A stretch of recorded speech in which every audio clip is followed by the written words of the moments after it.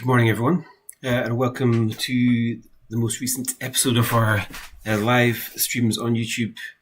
And this time we're talking about the Evolve 2025 Global Business Simulation Competition.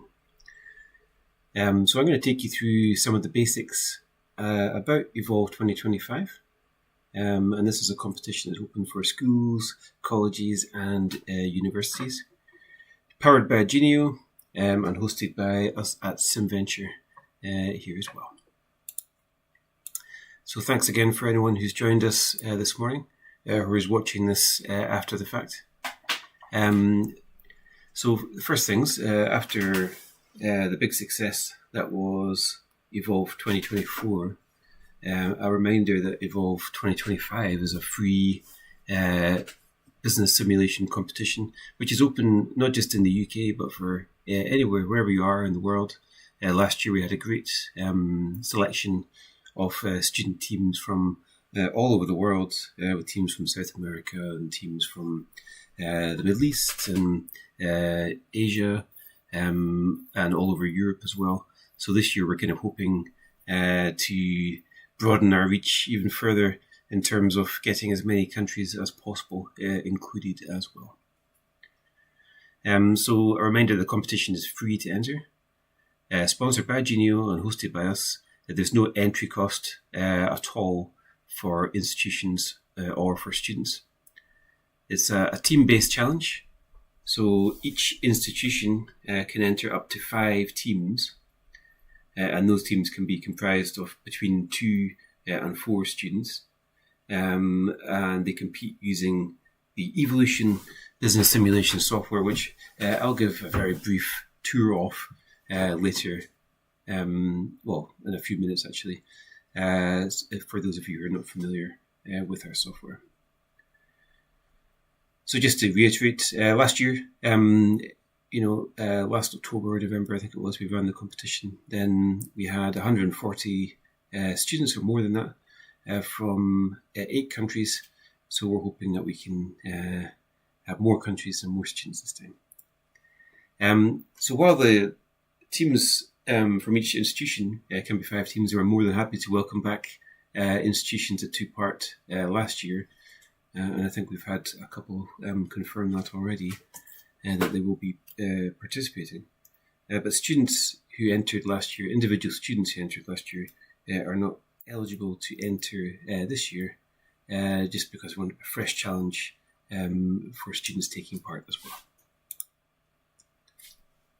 So why enter Evolve? Apart from it being free, it's a good chance to gain global recognition for your institution, and by doing that, winning teams are publicised across our networks, but we also like to publish stories about the entering teams in terms of the nice brands that they come up with for their virtual companies.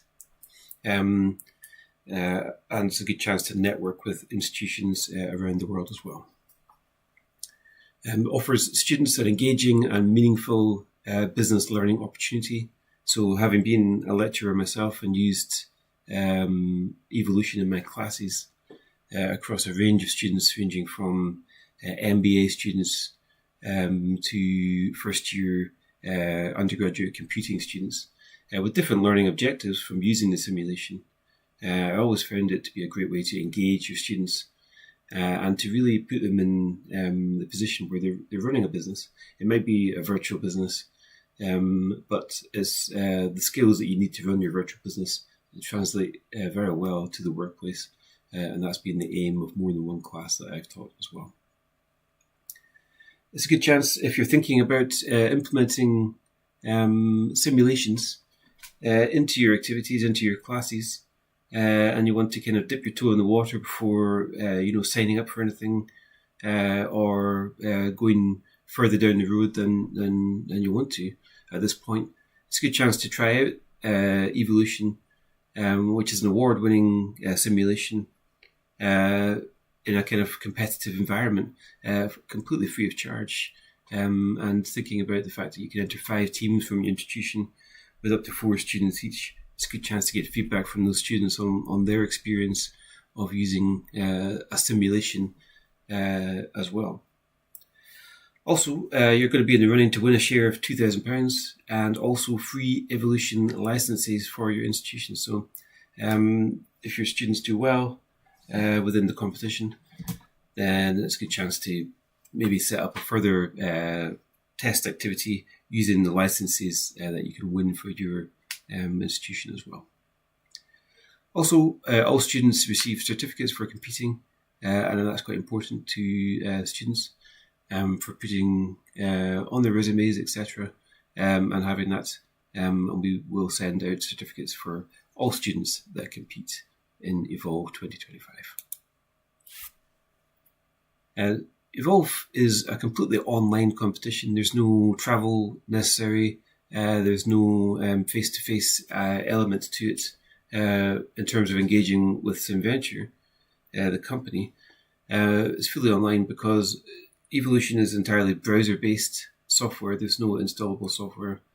So they can work together, even if your students are in different locations, different countries even.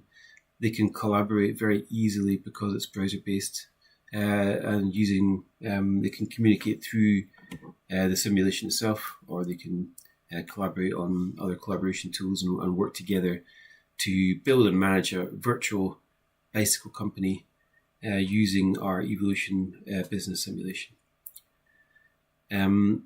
I've mentioned the skills that they'll develop already, but just to reiterate that there's many different facets to Evolution, and whether they're focused in their studies on a certain area, whether that be something like marketing, or they're working in sustainable business, or they're focusing on finance. There's something for everybody within the simulation. All aspects of running a small company are covered in there. Well, I say all, obviously it's not going to be absolutely every element, but there's a lot of detail within the simulation for students to get their teeth into and to work together. And it's a great chance to see how different functions within a business affect each other and affect the overall performance of the company as well. So decisions that you make in marketing are going to obviously have an impact on finance, but they're also going to have an impact in terms of how much production you need to do and how sustainable your business is as well. So it's a great chance for students to learn about that within that kind of very realistic setting, albeit online as well. It's dynamic and challenging. Thinking back to last year, I can't remember exactly how many teams we had, but it was about half of the teams broke even, I believe, and some teams did extremely well, made great profits. Probably, I played the simulation for hundreds of hours, probably, or maybe more than that, and I'm quite confident that some of the student teams from last year exceeded what I could have done on my best day of using the simulation. But having said that, there's, like I said, the break-even point was about halfway down the list of student teams, so it is challenging, and a lot of teams, didn't make a profit, and that's absolutely fine because I feel confident that it was still a very positive learning experience for them. And one of the foundations that the simulation was built upon was allowing safe failure. Failure within a controlled environment, and without the repercussions of failure within the real world, but a good chance for students to learn how to cope with that, how to deal with it, how to overcome it and move forward through changing strategies, etc. In there as well. So it is a challenging competition. It involves shifting demand from the customer base or the potential customer base. It requires constant analysis of not just the marketplace, but also competitor companies within the simulation. And it requires teams to be strategic and adaptable in terms of changing their strategy on the fly when needed as well. In terms of the timeline, the live competition runs from 27th to the 30th of October 2025. With winners being announced on the 3rd of November. But we do give access to the software 1 week prior with a chance for student teams to practice on some ready-made scenarios to get used to how the simulation works. Some of them will have used evolution in their studies or as part of their course already, but I think probably the majority haven't. Certainly thinking about last year's cohort, we had institutions enter that we'd never engaged with before, which was great to see, just from learning about Evolve through their networks in some way. And so for those students or for those institutions that are not used to using the simulation, there's plenty of time for them to kind of upskill themselves using that kind of week-long practice activity that we set up for them. Also, we're here to support. We've got a wealth of materials on our YouTube channel and on our website to help integrate new students into the software as well. So a couple of things in terms of eligibility. So we do require that each team is supported by a named staff representative from their institution. So students can't enter completely autonomously. They need to have a contact from their institution in there as well. In terms of teams must be between 2 and 4 students. It can also be recent graduates who've graduated within the last 12 months from the same institution, and a maximum of 5 teams per institution. So we try and be as flexible as we can, but we do limit it to 5 teams per institution to try and create a kind of broad selection and variety of institutions and student teams that are entering as well. In terms of eligibility, it doesn't say it on the slide here, but just to reiterate that students who took part last year are not eligible to take part this year. So they must be registered with their education institution, and only 1 team per institution can win. You might think only 1 team can win, regardless of where they are, but we do offer prizes for 2nd and 3rd place, if I remember correctly, and so only 1 team will be eligible for our prize from each institution. That's not to say that we won't publicise the fact that 2 teams from the same institution were 1st and 2nd. We'll definitely do that, but prizes will be awarded to a variety of institutions. There's no prior business experience needed. It's a simulation. It's a simulation game. So in some ways, the experience of playing strategic games can be just as valuable as business experience within the environment that evolution creates. So that will definitely appeal to sometimes a different subset of students who are not particularly focused on business, and we'll love to see entries from students across a whole range of subjects. We've got clients of ours that use the software who are not business schools, who are working in creative industries, and the application of running a small business is not necessarily only for business students, but for those students who work in something like creative industries or like any subject who want to go on maybe one day and start their own business. Doesn't necessarily mean they have to have studied business. So we welcome students from any subject area. Institutions with any focus can enter as well.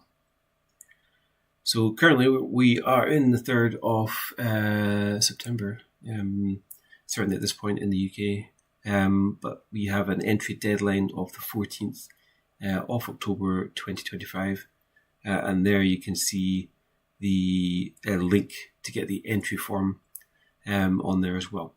So don't worry too much about noting that down, because obviously this is a YouTube live and you can tell it's live because of my delivery most likely, but you can obviously watch this video at any time you want to get that, and you can find out more just by clicking on or just Googling SimVenture, and you'll be taken to our website where the entry form is there. So each team must fill in a separate entry form, That's what it meant there by 1 team per entry form as well.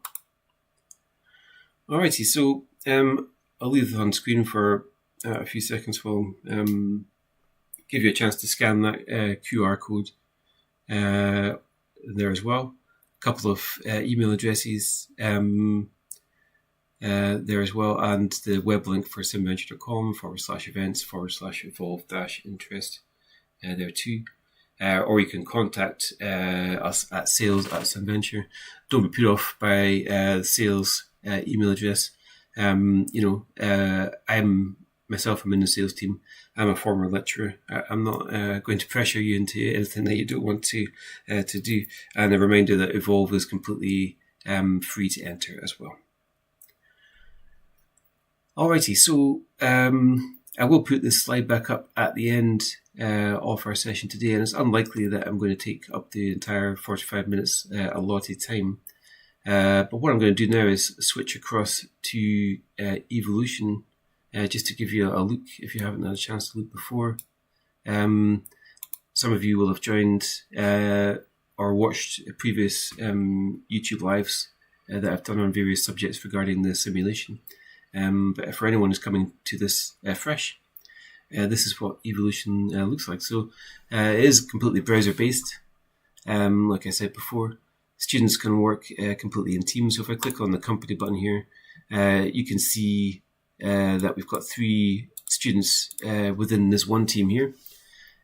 Evolution allows you to edit your virtual company to a degree in terms of changing the name. So, I could change this to Ben Banks. Oops, I can't type when people are watching me. I could put a strap line in there if I wanted to. If my team members here wanted to give themselves individual roles within the company, they can do that. So perhaps Sarah, she wants to be the CEO, or she was democratically elected to be the CEO, sometimes happens in the student teams. Can do that.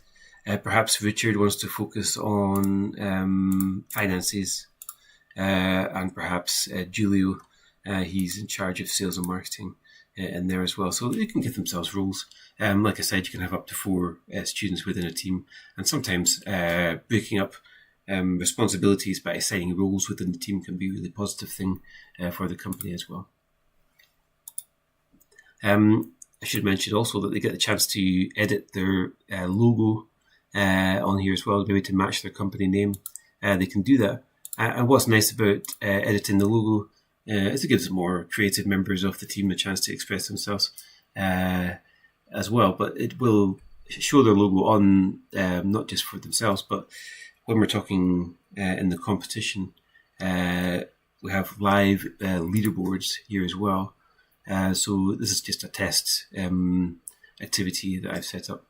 But within the competition, you'll have all the teams that have entered Evolve, both within the practice area and within the live competition itself at the end of October.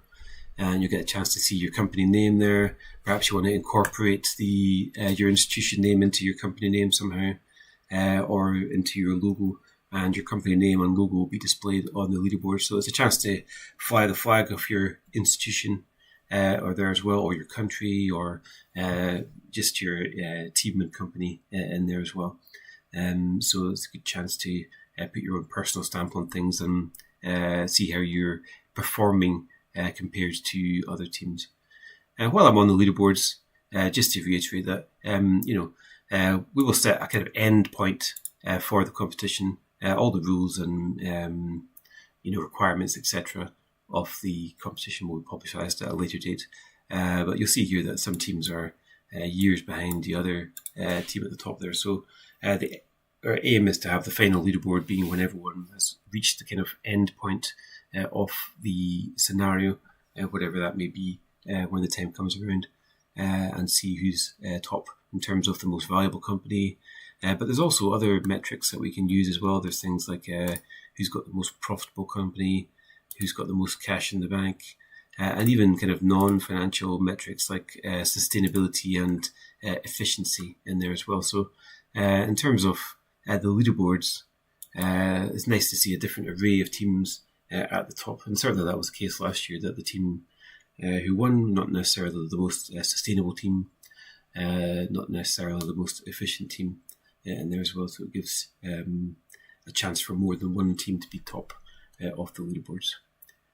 In terms of making decisions within our simulation, we like to kind of facilitate data-led decision making, and before students start delving into things like managing how they're interacting with their sales channels in terms of how they want to sell their products, or even into things like designing a product in here as well. We like to, well, certainly when I was using this in my classes, and I like to encourage any new clients who come along, for help for myself, to encourage the students to review the data sources within the simulations prior to making big decisions that will affect the future of their company. So there's a number of ways you can get information within the simulation. We've got briefing notes regarding the scenario that you happen to be placed into. So we have a range of different scenarios with different starting points along the timeline of a business. So they can get information about the starting point here in terms of how much cash they have, etc. They've got a video they can watch from the outgoing managing director that they're taking over from within the simulated environment. We've got a little introduction about the position, about the product that you start with within this scenario here. We've got a briefing that covers all the different departments with a kind of very brief couple of sentences about how that department finds itself at the starting point of the scenario. Sorry, skipped out there. But we've also got targets set in there that gives you an idea of what's achievable as well within the simulation and within a certain time frame. In terms of data-led decision making, there's also a whole suite of business reports, both in terms of this visual dashboard that we have here that explains things like it shows data about how much cash and profit we're making. We can see trends from the previous quarter at the bottom there. So things in general looking pretty positive. Expenditures trending up as well, as you would expect there too. But we've also got key messages. We're saying that orders could not be satisfied due to lack of stock. And that's coming from here. So we sold 500 because we only built 500 products. We could have sold 813 because that's how many orders we have. So it's reflected here in this message. It's also reflected down in the bottom right in terms of this little gauge to do with sales to orders ratio there too. Coming back to the left, we've got profit and loss in the form of this bar chart. We've got a bank balance graph with your overdraft, agreed overdraft there marked by that red line. We've got allocation of resources, and we've got these performance gauges which give you an idea of things you want to focus on, maybe initially, and more longer medium term as well. So, for example, we've got returns versus sales there at 27%. And that's telling me that almost a third of the products in my company are being returned because they're faulty. So maybe time to invest in some quality control, for instance, too, which we can do because I don't currently have any quality control. Or I do, I've got basic, but I haven't implemented that yet. There. Back to history. So it's not just about the visual dashboard. That will give you certainly enough information to get started on. And I wouldn't say it's absolutely necessary that you delve beyond that. There's more than enough information to go on just on that one page in terms of making, certainly decisions related to your production strategy. But you can also delve into things like quarterly profit and loss reports, cash flow statements, balance sheets in there as well. We can see what we're spending money on in terms of what individual functions within our business are utilizing our resources. We can see, we've got more than one product, the breakdown of sales between them, etc., and what channels we're selling through. Opportunities for growth are highlighted there as well on that page, and just a breakdown of production strategy by product there as well. And you can have up to 3 different bicycles on the market at any one time. So again, focusing on data-led decision making, just in the interests of time. Another data source that we have that we encourage students to look at before they get started making decisions is the market research that exists within the simulation. So these are all the reports that have been commissioned prior to the starting point of the scenario at year 4, quarter 1. Students can commission their own up-to-date market research because the virtual marketplace isn't stagnant. It contains a variety of computer-controlled teams that make decisions on a quarterly basis. So you need to commission certain reports quite regularly in order to make sure that you're not missing out on anything in there as well. So, they can commission reports. These won't be ready until the next quarter if they were to commission them just now. But I do have a variety of reports to review before I start making decisions in this quarter. So things like our segment report that'll tell me, about the different sub-segments of the road bicycle market, whether I want to create a racing bike or a commuting bike or a fitness bike, etc. And there tells me what attributes are important, what's not so important, and what my pricing strategy should look like in there as well. But also it tells me what my most important demographics are. So for commuting bikes, young single workers are my most important demographic. I can then use that information on my demographic report to really drill down into what kind of promotions are going to appeal or be seen by young single workers, what sales channels are likely to purchase my products through, so I can focus my marketing strategy around that information as well. Obviously, I don't want to just market to young single workers because I'm missing out on potential sales in other demographics as well. You can also from here look at the competition. So, like I said, it's not an empty marketplace. We do have a variety of computer control companies. We can see what segment they're trying to appeal to. We can see what the key selling points of their product are, the price points, and the attributes of their bicycles. So, individual attributes there for different things and scores. You can see how that compares to our product at the top. And we can try and create a strategy in terms of maybe designing a new product, how we want to compete with the products that already exist within the virtual marketplace. We can get general information about the market in terms of the breakdown of the different demographics there, how many customers there are in total. And that can be, I'm not saying that's going to be the case for the competition. I don't want to give away too much too early on that front as well. Once you've designed a product, you can get feedback from customers in the form of a focus group that you can commission there to see what a certain segment of the market thinks about your product as well. All right, so when it comes to making decisions within your virtual company, it's just a question of navigating to the department that you want to make changes in. You can review the guidance that exists for that particular department. You can view FAQs for that. You can look for advice that exists within the simulation too. Once you're ready to make a decision, all the different departments have this change strategy button down in the bottom right hand side. Click on that and that gives us a chance to make changes. So I'm looking here at my production strategy. So my manufacturing hub of my company, it's quite resource intensive in terms of the money that I need to spend, but also in terms of how much, what kind of level of staffing I need to provide that department with. If there's any terms on the screen that the students don't understand, they can use this highlight button at the top to investigate what is a production unit in this context. What does batches per quarter mean within this context as well? So there's a lot of guidance that exists both within the simulation and offline in the materials that we have. Not offline, but different sources from our websites and elsewhere within the simulation. We have orientation videos, etc., to get students ready to run their virtual companies. So, say I wanted to increase my production up to, say, 550, I can do that there.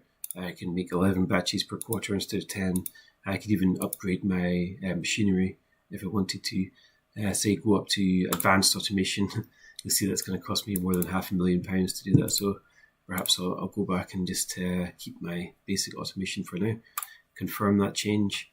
So that's now locked in, but it won't take effect until I run the quarter. So if I was to want to go back in here and change this before I run the quarter, I can do that in there as well.